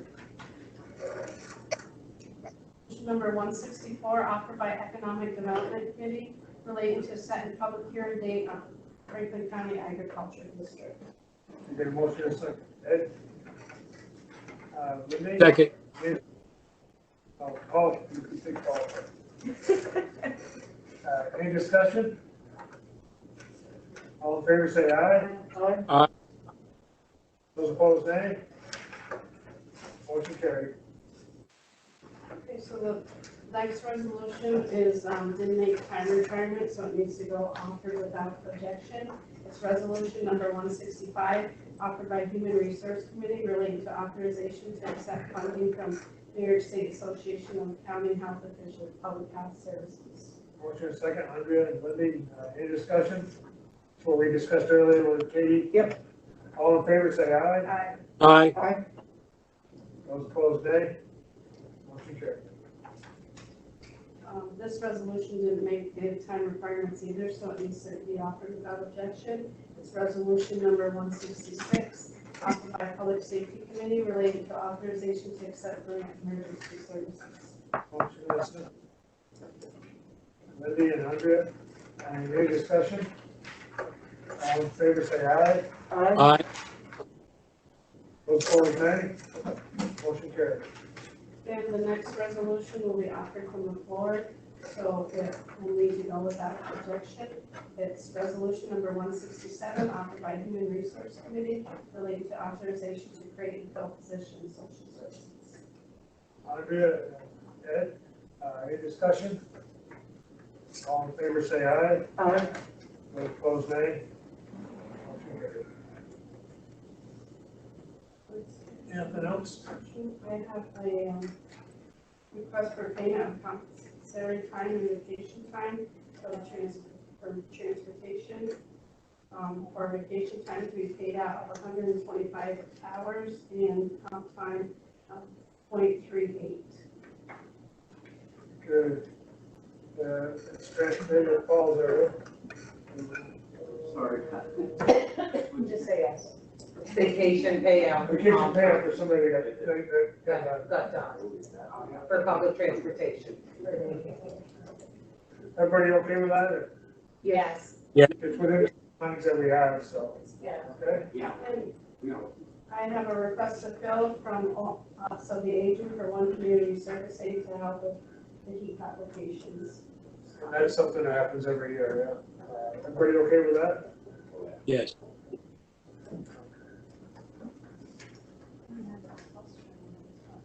Did we have a per diem from the jail? I asked for it. We did those last time. There's another one. Penny? Kim? She doesn't have it, so. Kim? Yeah, there was a per diem request for a correction officer. Donna, do you recall? Per diem correction officer. I do have one for, There's a resignation that's coming up. yeah, resignation as of 8/8/2020 for a correction officer for the, the resignation.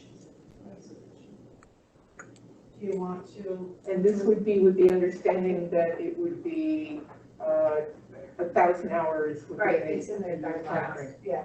Yeah. Did I put a note on that by any chance, anyway? And then board discussion. And big board discussion. And that was, approved through, did that have to go through the union? No. Okay.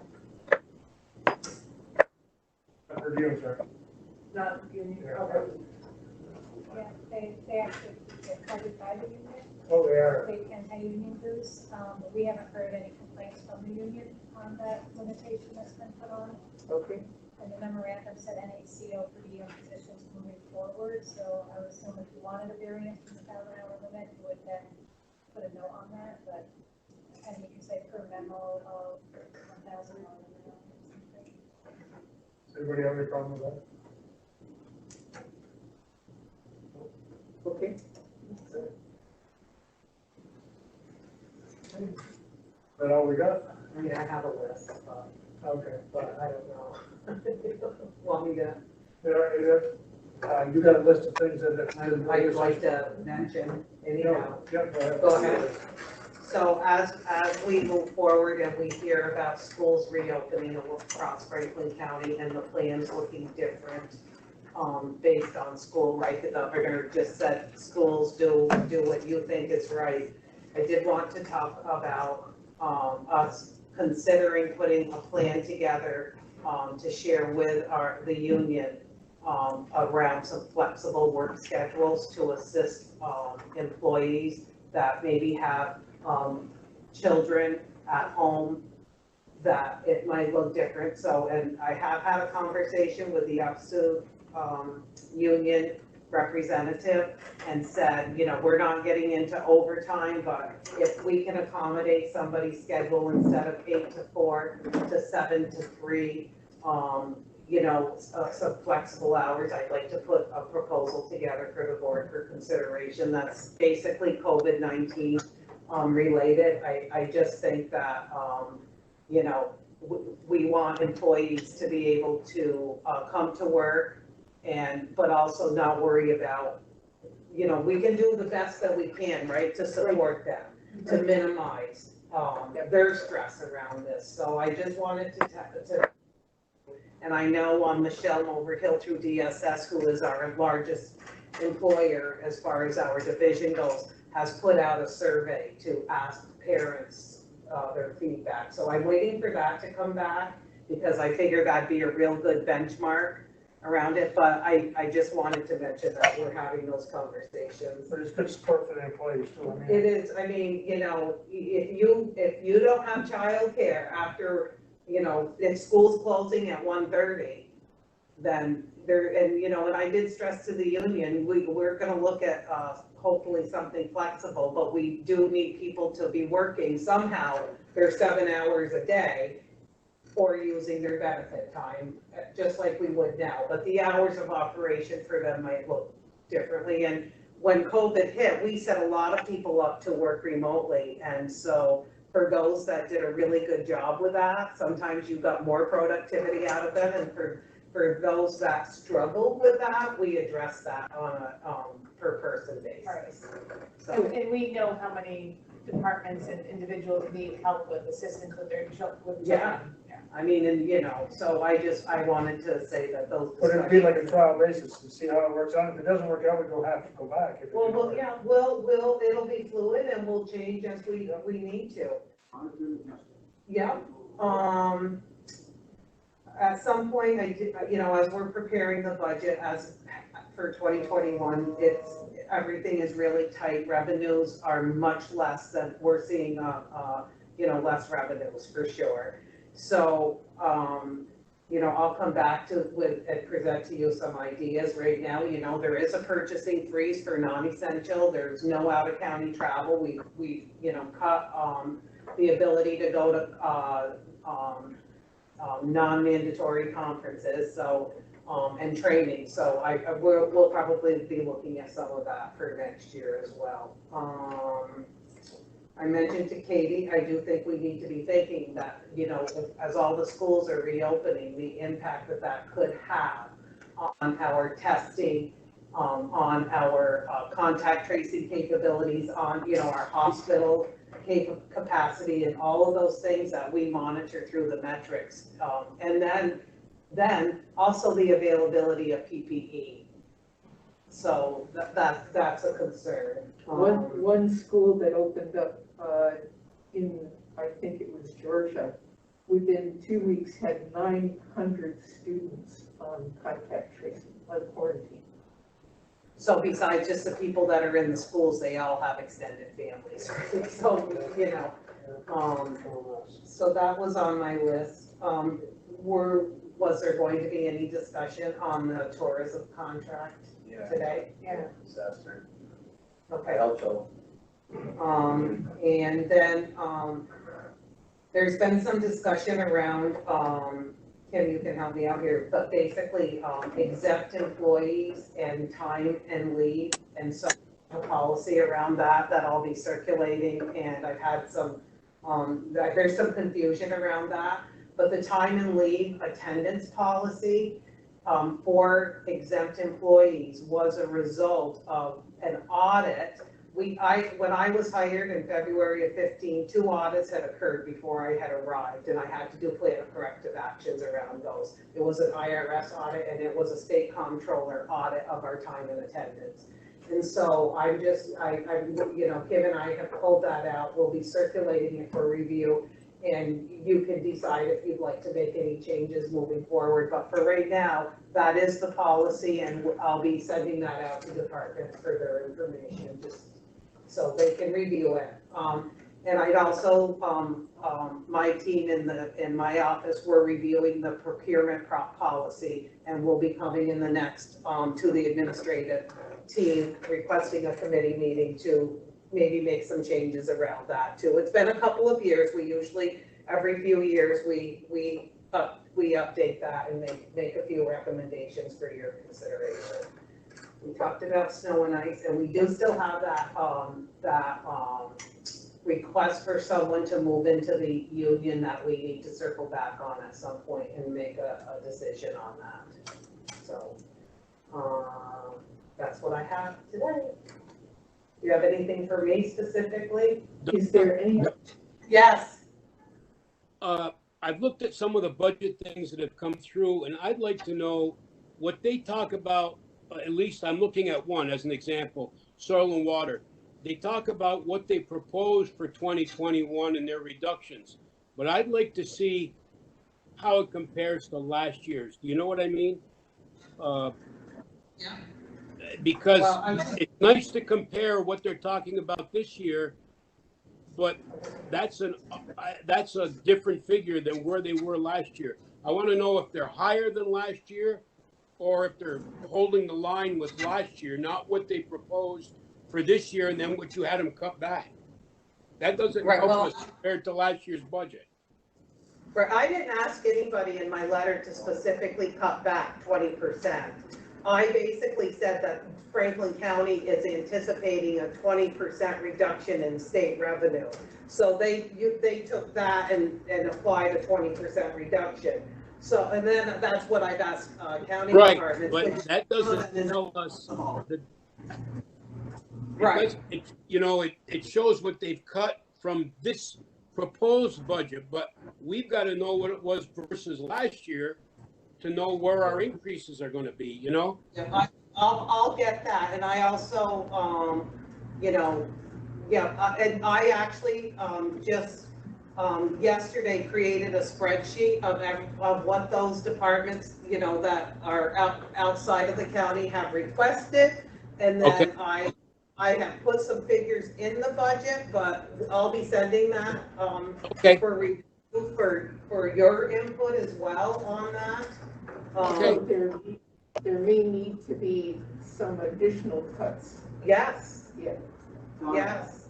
At the last soil and water meeting, I and Ed were there, they were gonna propose, and we said, put down, like if you want 20% and cut here, redo, to be able to justify everything when you sit down with them, because money is real tight.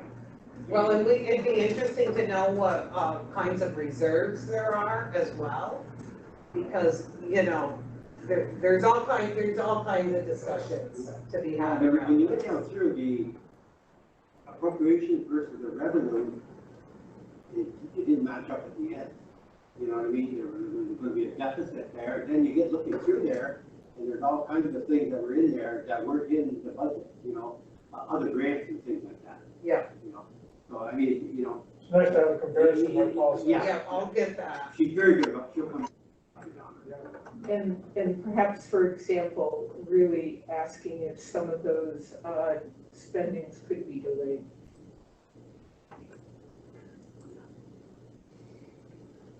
It's kind of interesting to see what things were affected this year, and there's dollar amounts there. Those things that affected, and their dollar amounts, compare them to how much money they actually got from us or whatever, you know what I mean? Where we paid them half of what we had allocated. They work hard, trust me, they really do work hard there, but like anywhere, they're gonna justify the money. I understand. And for example, they're suggesting a $10,000 dinner. So, which may not seem appropriate just for this year. Anything else, Donna? No, that's it for my list. We're gonna have to go into executive session because we still have some personnel issues that we need to discuss, going forward, and, other than that, nothing else come before the board? So in that executive session, we can talk about that, position relative to going to the union. Yeah. Yep. Okay, so I'll get a motion, a second to go into executive session.